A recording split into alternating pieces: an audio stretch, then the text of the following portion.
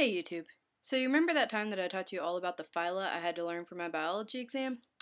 Well, I am now in vertebrate zoology. It's that time of year again, and I cannot remember any of the reptile, bird, or mammal taxa. So you get to learn them with me. And I have to know a lot of animal taxa. Therefore, I am actually making 3 different videos detailing all of the taxa that I need to know, starting with reptiles and moving on to birds and mammals. So, this is the first in that series, and you will now be learning about reptiles. First, we have the turtles. Pleurodira is a group of turtles that's known for being side-necked turtles, which means instead of drawing their neck in like a normal turtle, which is backwards, they draw it in this way, like over the side of their shell. They're very strange. We don't even have any specimens of them. I just have to know what they're called for some reason.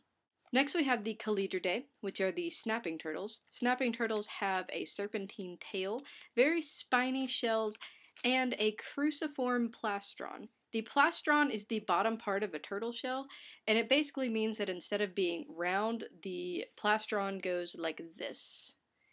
It's very pointy. The next group is Chelonoidea, which are the sea turtles, and they are known for having paddle-like limbs. I'm just going to keep paddling like this until I remember Chelonoidea because I cannot remember it for the life of me.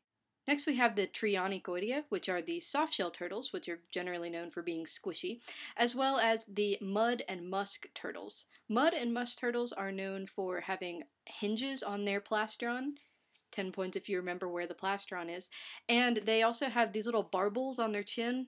I don't know, they just like having goatees, I guess. Next we have Testudinoidea, which includes all of the tortoises, as well as Ameididae, which includes sliders, map turtles, and box turtles. Let us move on to lizards. The first of the lizards is Iguanidae, which includes, as you would think, iguanas. It also includes leopard lizards and the chuckwalla. I just want to name everything the chuckwalla. That's like the coolest name ever. Then we've got Phrynosomatidae, which are all of these spiny lizards. Then there's the Polycrotidae, which includes the anole. Basically, if you've ever seen a lizard outside of your house or tried to catch a lizard, it was probably an anole. Next we have Acrodonta, which includes chameleons. Now, changing colors is actually one of the least interesting things that a chameleon can do. In addition to that, they have incredibly long projectile tongues, their eyes move independently from each other, and they have prehensile tails like a monkey. You know, I've always wanted a snake, but now I kinda want a chameleon. There's Geckoda, which, if you hadn't guessed, is made up of geckos. Next there is Skinkomorpha, which are the skink-looking lizards. In fact, that is a direct quote from what I wrote down in order to recognize the specimens of these lizards.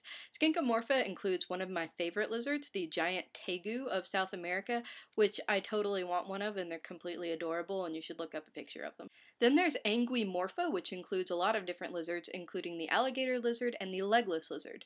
Now, if that kind of throws you off, let me tell you, legless lizards and snakes are different, but there is one surefire way to tell the difference between them. Lizards have eyelids. Snakes don't. If it blinks at you, it is a legless lizard, not a snake.